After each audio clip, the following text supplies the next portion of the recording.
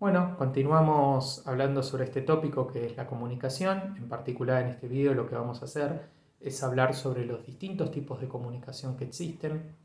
Tengan en cuenta que muchas veces nosotros cuando hablamos de la comunicación la asociamos fundamentalmente a la lengua, que es el código que generalmente comparten el emisor y el receptor para que se entienda el proceso comunicativo. Por ejemplo, en este caso sería la lengua española, pero la lengua está acompañada de un conjunto de elementos que son fundamentales para entender el marco en el que se produce la comunicación, que son los gestos, que son las tonalidades, que son las miradas, son todos elementos que constituyen también el proceso comunicativo.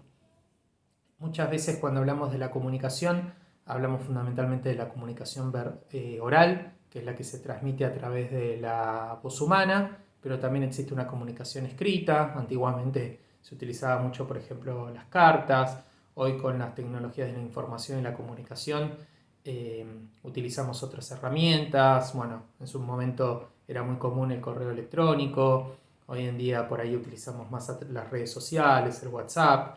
Bueno, todos esos elementos tienen que ver con los mensajes escritos que las personas transmiten para poder comunicarse con otras. Y también existe una comunicación que es paraverbal, que tiene que ver con todos estos elementos que les mencionaba antes y que son claves para entender el contexto de producción del mensaje, que son los gestos, que son las tonalidades, etc. También la comunicación puede ser pensada en función de a quién va dirigida. En ese sentido existe otro tipo de clasificación. Hablamos de una comunicación directa cuando ese tipo de comunicación es personal, es decir, cuando el emisor se dirige a un receptor en particular o a un conjunto de receptores en particular y que se da en el mismo tiempo y en el mismo lugar. Por ejemplo, yo estoy con mi pareja en la cocina y conversamos acerca sobre lo que vamos a comer a la noche.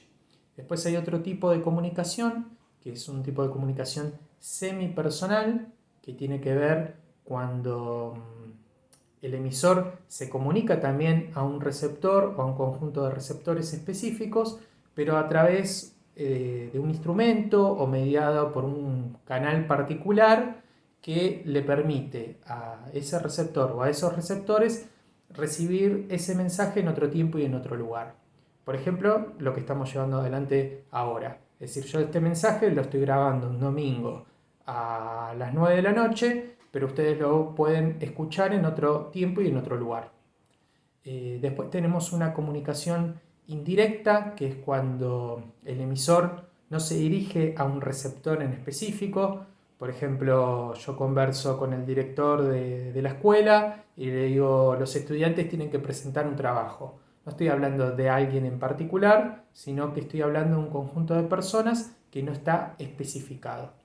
Y por último se encuentra el soliloquio, que es cuando el emisor habla consigo mismo, por decirlo de una manera, es decir, no se dirige a nadie, sino que simplemente realiza un monólogo. Por ejemplo, es muy común cuando una persona está estudiando y está practicando una lección y habla solo para repasar los conceptos. Eso podría ser un ejemplo. Bueno, espero que se haya entendido los distintos tipos de comunicación existentes y seguimos conversando también a través del grupo de WhatsApp si tienen alguna inquietud con esto que fuimos trabajando.